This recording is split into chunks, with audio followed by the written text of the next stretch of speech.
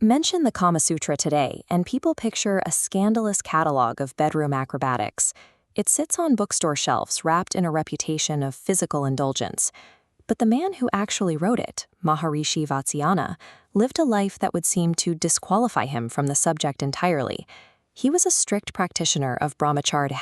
This required absolute celibacy and extreme asceticism, meditating in isolation and stripping his daily existence of worldly comforts to focus on the spiritual. This creates a profound contradiction. An emaciated sage, detached from human touch, authored history's most detailed study of human desire. Vatsyayana wrote the text from a state of total mental separation. He viewed his subject matter as a social requirement rather than a personal pursuit. When ordinary people experience physical desire, their perspective is inherently subjective. It is often a chaotic mix of emotion and personal bias. Vatsyayana's method was observational.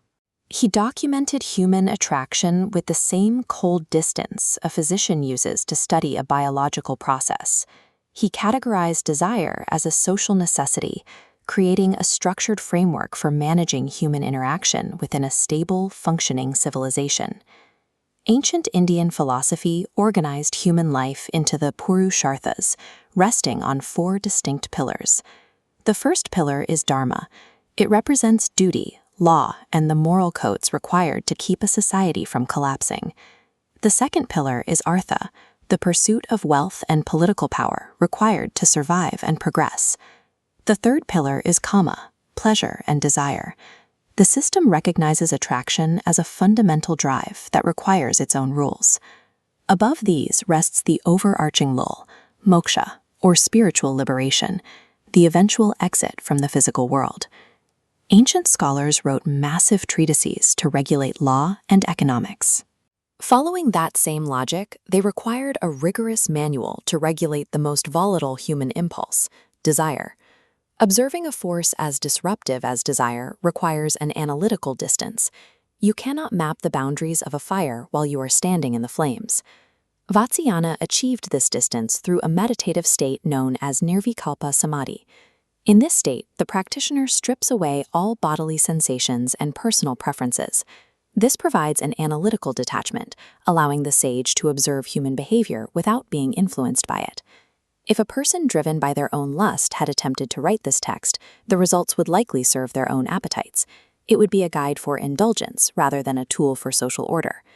By utilizing his own sensory detachment, Vatsyayana was able to codify desire.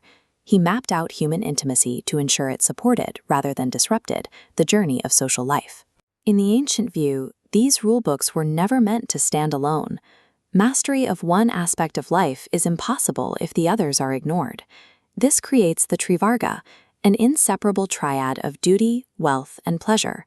As the diagram shows, these motivations constantly intersect.